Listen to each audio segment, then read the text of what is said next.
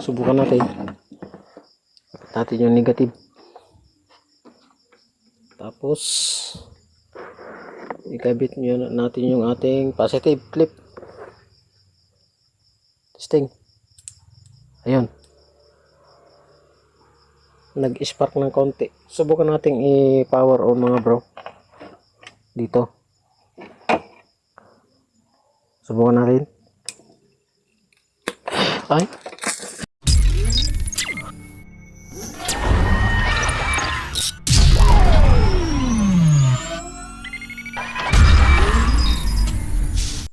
Okay mga bro, magandang araw. Welcome back na naman sa ating mga video. Ngayon naman mga bro, ang gagawin natin ay isang power inverter.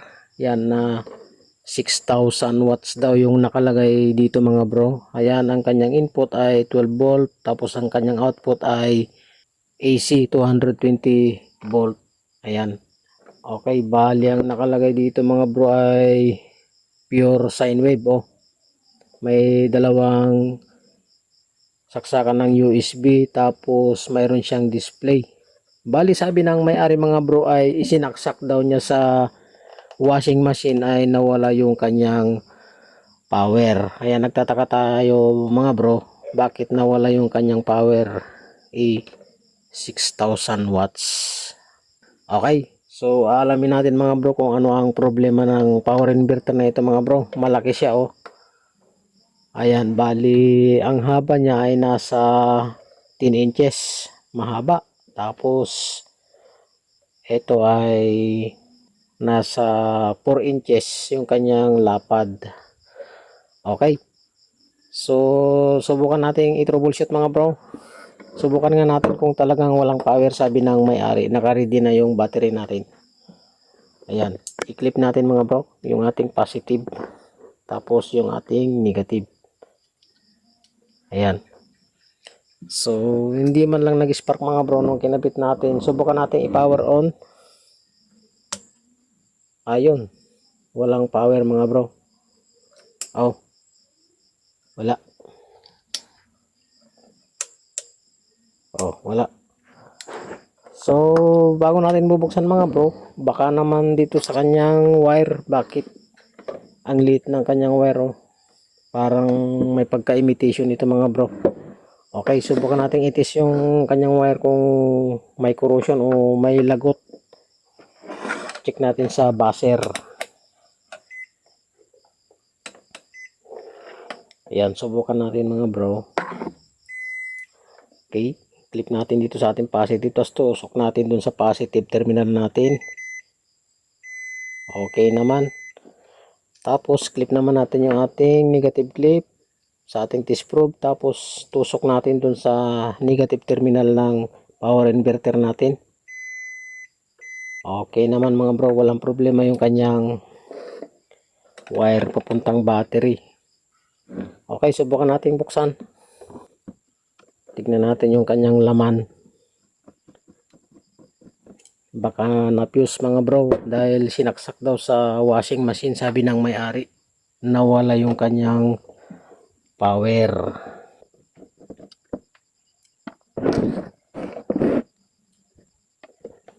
Yan. So pasensya na mga bro, medyo madalang yung upload natin. Masyado tayong busy mga bro. Dahil kon mga bro, meron tayong ginagawa. So tanggalin pa natin sa kabila mga bro. Bali meron siyang saksakan ng ano dito mga bro. Kon ng cigarette. Ayan. So tanggalin natin to para mabaklas natin.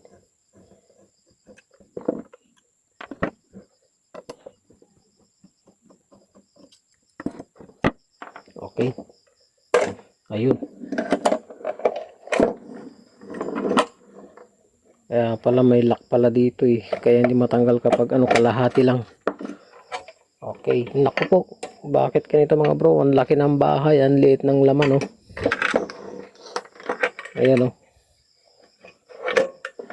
6,000 watts. Tapos ang nakalagay ay 500 watts lang mga bro yung nakalagay oh. Parang nakadikit lang siya. Wala namang tornilyo dito sa ilalim, oh. Oh. Subukan natin ano. Nakadikit lang siya. Subukan nating tuklapin.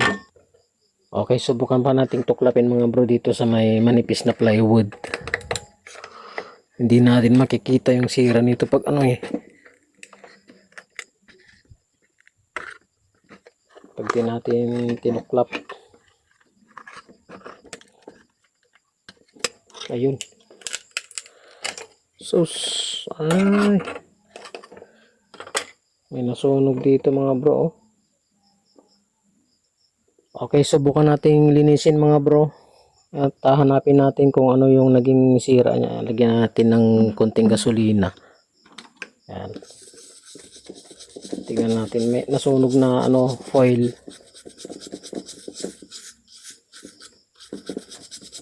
Yan. Titingnan natin kung ano yung nalagot na linya.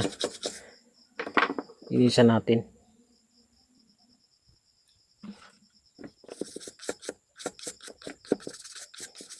Ayan.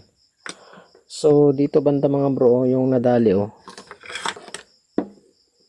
So, na-damage itong, ano, parting linya ng ground sa kanyang AC.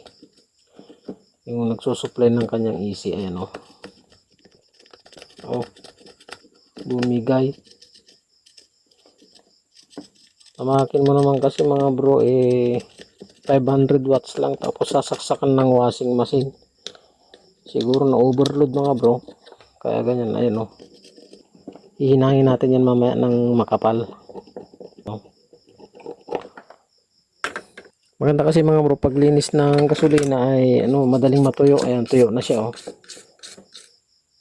Nahukayan yung mga bro, tanggalin nyo kapag ano, may na-encounter kayo na ganito na nahukayan yung kanyang board, ay tanggalin nyo yung nangitim, yung naging carbon, at siya yung magsisilbing ano, magdadamay pa ng mga ibang sirang piyesa. Yan, masisirang piyesa. Ayan, ang nasunog ay yung sa dalawang diode na ano, naka-bridge. Ayan o, yung nasa gitna na dalawa. I-check natin mga bro kung may na-damage sa mga diode. Gamit yung natin, analog natin na isa. Yan. Okay. Subukan natin i-check kung may nadali sa mga diode niya.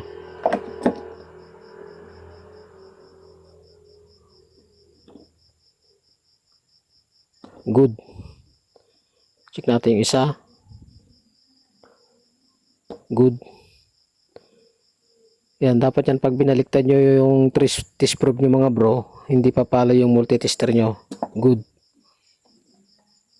Kapag diode ang tinitest nyo. Okay. So, walang na damage mga bro sa kanyang bridge na diode na mga maliliit. So, check natin yung kanyang fuse. Mayroon siyang fuse mga bro. Ayun yung kanyang fuse, oh, nakatago. Ayun. So, ayan, oh. Ayan yung kanyang fuse, oh. Tapos, check naman natin kung may nadali dito sa kanyang mga MOSFET. Ayan. Check natin.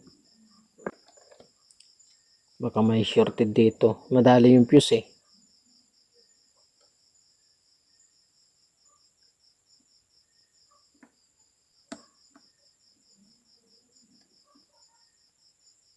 Okay, good naman yung isa. Yung sa may input to mga bro, ha.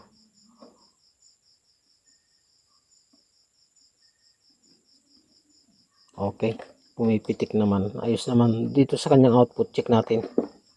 Isa-isa.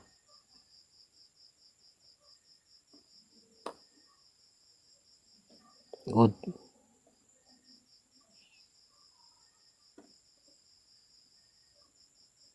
Good. Para ka rin lang nag-check mga bro ng diode dito sa MOSFET. Kahit kung lang, naka X1 lang, simple lang. Good.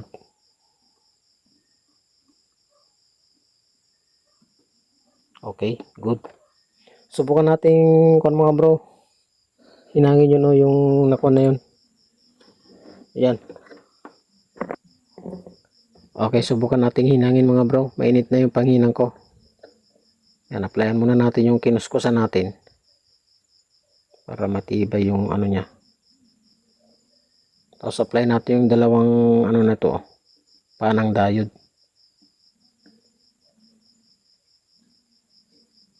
Yung kung ito papunta sa AC.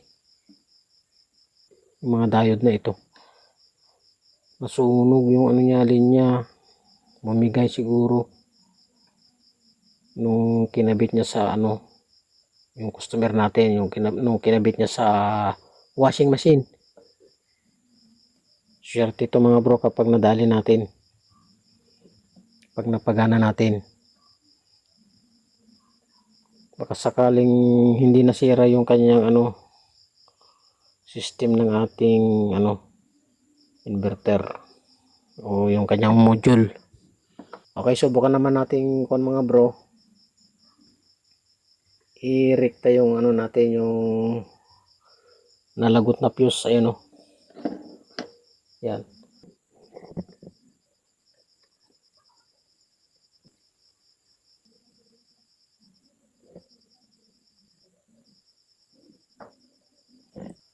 Tuloy natin yung nilagay nating wire. Ito.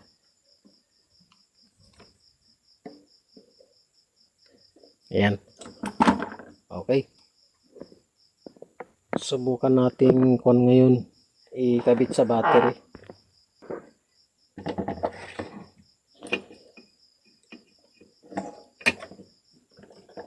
Yan. Ikabit natin yung kanyang isikalit yung ginamit na wire. Grabe. Tapos kabit natin yung kanyang module.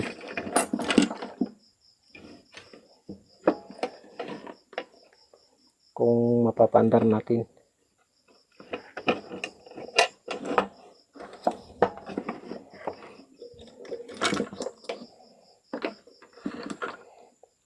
Okay, kabit ko na mga bro. Subukan natin. Kabit natin yung negative. Tapos ikabit natin yung ating positive clip. Testing. Ayun. Nag-spark ng konti. Subukan natin i-power on mga bro. Dito. Subukan natin.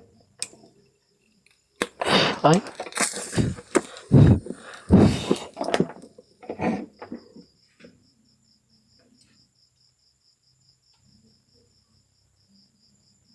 Wala mga bro. Sumabog.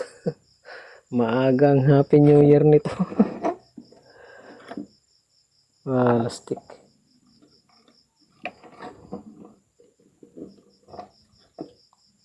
So bali dito sa nire-repair pala natin mga bro ay meron tayong nakalimutan o meron ako nakalimutan ng mga dapat i-check mga bro. Ayan yung mga resistor na maliliit dito na nakapaligid dito sa ating mga MOSFET. Ayan. Yun yung wag na wag nating kalimutan mga bro. Tapos ayan. Ganon din sa kanyang output mga bro. Ayan yung mga maliliit na resistor na yan ay dapat nating i-check kung pumutok. Ayan, yun yung ating nakalimutan. Kaya sumabog yung ating MOSFET doon sa ating input. Okay. So, ganun lang mga bro. Sana ay nagkaroon kayo ng idea at ingat-ingat sa pagre-repair.